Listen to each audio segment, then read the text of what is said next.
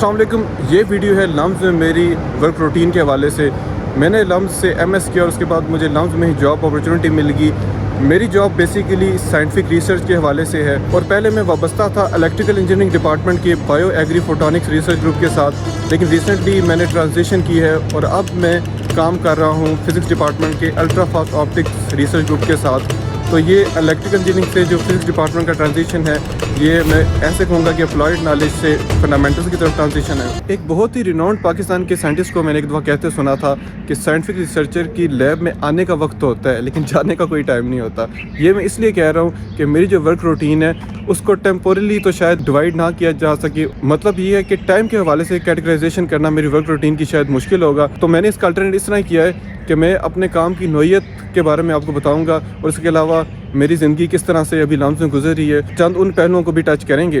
लेकिन सबसे पहले कुछ खाते पीते हैं क्योंकि खाने पीने के बाद ही काम शुरू करना चाहिए। इस वीडियो की रिकॉर्डिंग क्योंकि मैं सैटरडे को कर रहा हूँ, तो अभी जो खाने के लिए मैंने ब्रंच टाइप ही एक सिलसिला करना है। ब्रंच पे एक पूड़ी पराठा करना है और साथ एक मलाई रोटी करनी है। ठीक है।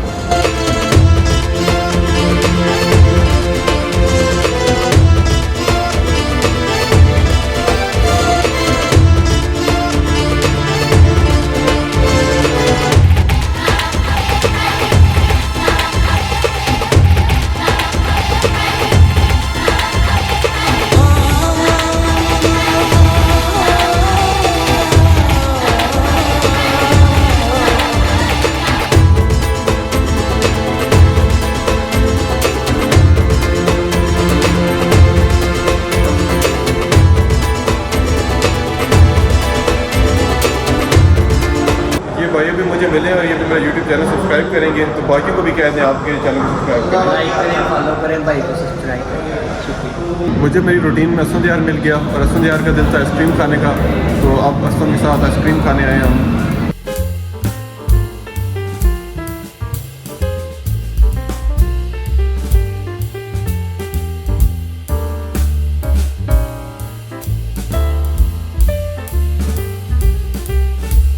हाँ जी, सही है आइसक्रीम सही है लेकिन थोड़ी सी महंगी है, 50 की होनी चाहिए। अभी कितनी है?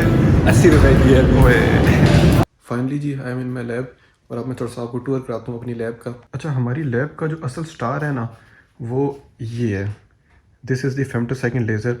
और ये लैब जो अल्ट्रा फास्ट रिसर्च ग्रुप के नाम से है, वो बेसिकली इसी लेज़र की वजह से है क्योंकि ये लेज़र फेम्टोसेकंड रेंज में पल्सेस फेंकता है। तो एक अल्ट्रा फास्ट लेज़र है और इसी वजह से इस लैब को ultra fast optics research lab कहा जाता है। और ये जो सेटअप आप देख रहे हैं यहाँ पे इस लेज़र के आगे, ये बेसिकली लेज़र की पल्स डायग्नोस्टिक्स के लिए, मतलब उसकी पल्स को समझने के लिए, अंडरस्टैंड करने के लिए एक सेटअप लगाया गया है। और ये जो पल्स डायग्नोस्टिक्स वाला सेटअप आप देख रहे हैं मेरे पीछे, ये बेसिकली मेरे से पहले एक फैकल्टी मेंबर थे और मेरे कोलीग हैं, उन्होंने मिलकर ये लगाया था। और ये जो फेम्टोसेकंड लेज़र है, ये एक इंतहाई एडवांस लेज़र टेक्नोलॉजी है क्योंकि फेम्टोसेकंड का मतलब है 10⁻⁻15 सेकेंड्स ऑफ ड्यूरेशन में इस लेज़र की एक पल्स एग्जिस्ट करती है। तो इतनी स्मॉल जब एक टाइम ड्यूरेशन की पल्स होगी तो आप खुद सोचें कि अनइमेजिनेबली स्मॉल स्केल पे ये लेज़र एप्लीकेशंस प्रोवाइड करने की कैपेबिलिटी रखता है। तो जी यहाँ पे ये लेज़र का डायग्नोस्टिक सेटअप है, लेकिन इसके साथ जो ये सेटअप आप देख रहे हैं, ये है मॉक सेटअप। इस सेटअप में एक हीलियम नियॉन लेज़र इस्तेमाल किया गया है, उसके अलावा इलेक्ट्रोमैग्नेट यूज़ किया गया है और बाकी कुछ ऑप्टिकल इंस्ट्रूमेंट्स हैं।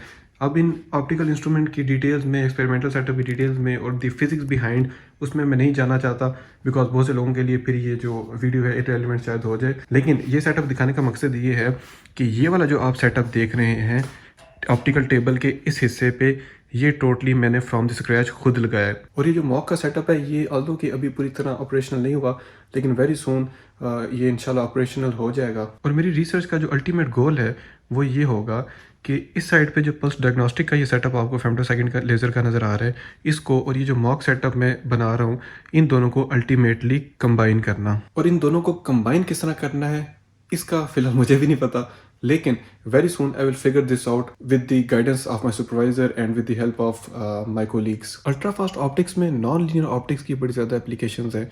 उस हवाले से एक बड़ी इंटरेस्टिंग चीज़ मैं आपसे शेयर करना चाहूँगा। और नॉन लीनियर ऑप्टिक्स की ये है कि उसमें जो लाइट की फ्रिक्वेंसीज हैं उनकी कन्वर्जन्स के साथ खेला जाता है। लाइट की जो फ्रिक्वेंसी जो है ना, वो बेसिकली उसकी आइडेंटिटी है, उसकी कैरेक्टरिस्टिक आइडेंटिटी है। तो नॉन लीनियर ऑप्टिक्स में हम लाइट की आइडेंटिटी को चेंज कर देते हैं। मैं अब बड़ी जल्दी से आपको एक नॉन लीनियर ऑप्टिक्स में एक कंसेप्ट आपसे शेयर करना चाहता हूँ और बड़े आसान लफ्ज़ों में वो करूँगा और उसको फिर हमारी आम जिंदगियों के साथ भी रेलिवेंस उसकी मैं आपके साथ फिर इस्टेब्लिश करूँगा कि किस तरह से कंसेप्ट हमारी आम जिंदगियों से रिलेट किया जा सकता है। तो ये फॉर एग्जाम्पल एक नॉन लीनियर मटेरियल है, फॉर एग्जाम्पल कोई क्रिस्टल हो सकता है, ठीक है जी। तो यहाँ से लेट से एक पर्टिकुलर सोर्स की एक लाइट आती है, ठीक है जी, और ये लाइट इस मटेरियल के साथ इंटरेक्ट करती है और इस लाइट की जो फ्रीक्वेंसी थी, जो मैंने जिस पहले बताया कि जो उसकी कैरेक्टरिस्टिक आइडेंटिटी है वो है जी ओमेगा, ठीक है। इसी तरह एक और वेव जो कि बिल्कुल सेम फ्रीक्वेंसी की इसके साथ आती है और इस क्रिस्टल के साथ इंटरेक्ट करती है और इसकी फ्रीक्वेंसी भी ओमेगा है। तो अल्टीमेटली इस क्रिस्टल के अंदर एक नॉन लीनियर इफेक्ट होगा जिसे कहते हैं सेकंड हार्मोनिक जनरेशन, SHG से भी उसको किया जाता है डिनोट। तो ये जो नॉन लीनियर इफेक्ट इसके अंदर होगा वो क्या करेगा, वो फिर एक वेव यहाँ से लाइट एमिट करेगा जो कि सिंगल फोटोन होगा, यानी सिंगल वेव होगी और उसकी फ्रीक्वेंसी जो है वो डबल हो जाएगी।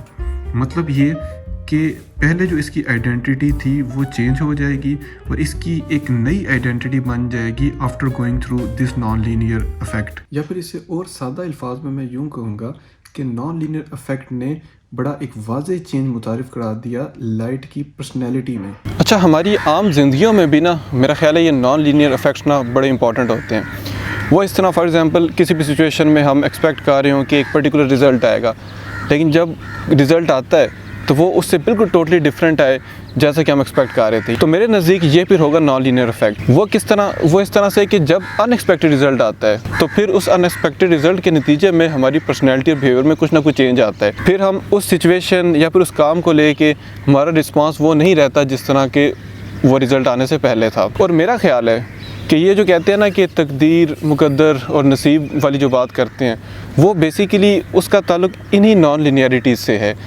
फॉर एग्ज़ाम्पल एक बंदा जो है ही और she is destined for something और वो अगर उस मंजिल की तरफ जाने वाले रास्ते से थोड़ा डिफरेंट रूट पकड़ेगा, थोड़ा मुख्तलिफ अप्रोच रखेगा, तो यहाँ पे फिर कुदरत इंटरवीन करेगी और फिर कोई ना कोई नॉन लीनियर इफेक्ट आएगा जिसके नतीजे में उसकी पर्सनैलिटी में चेंजेस आएंगे और फाइन ट्यूनिंग की जाएगी और ये इंश्योर किया जाएगा कि वो शख्स दोबारा से उसी रास्ते पे आ जाए जिसके लिए वो डेस्टिन्ड है और जहाँ पे उसे एक्चुअली पहुँचना है। तो मेरा ख्याल है कि इन नॉन लीनियरिटीज़ को अप्रिशिएट करना चाहिए और हमेशा आगे की तरफ बढ़ना चाहिए, हमेशा जो अपनी डायरेक्शन है वो आगे की तरफ रखनी चाहिए। अल्ट्रा फास्ट ऑप्टिक्स की रिसर्च में तो नॉन लीनियरिटीज़ बड़ी इंपॉर्टेंट होती हैं, लेकिन मेरा ख्याल है कि हमारी आम जिंदगियों में भी हमें नॉन लीनियरिटीज़ को एक्सेप्ट करना चाहिए, उन्हें इवन अप्रिशिएट करना चाहिए। तो इसी पैगाम के साथ मैं इस वीडियो को ख़त्म करता हूँ और जाते जाते मैं आपसे रिक्वेस्ट करूँगा कि अगर आपने अभी तक मेरा चैनल सब्सक्राइब नहीं किया तो चैनल को लाजमी सब्सक्राइब करें, क्योंकि जब आप चैनल को सब्सक्राइब करते हैं तो यकीन जानिए मेरी बहुत हौसला अफजाई होती है। मैं आपसे कहूँगा कि चैनल को सब्सक्राइब लाजमी करें। इंशाल्लाह जल्द मिलेंगे एक नई वीडियो में। अल्लाह हाफ़िज़।